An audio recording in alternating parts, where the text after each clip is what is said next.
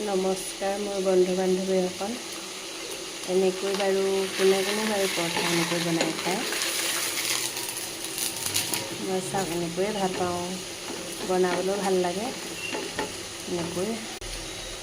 এনেকৈ চৰুত ল'ব নালাগে, ঢাকনিখনত লৈ ল'ব লাগে। ইমান ধুনীয়াকৈ হৈ যায়। কাঁহী হ'লেও হ'ব। এইফালে পৰঠাৰ লগত খাবলৈ চব্জি বনাই আছোঁ।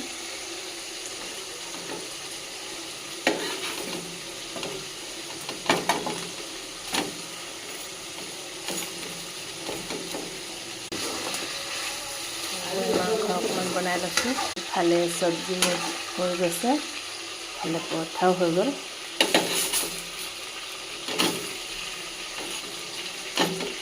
তেল অকণমান দিছোঁ, বেছি দিয়া নাই, বেছি দিলে ভাল নালাগে।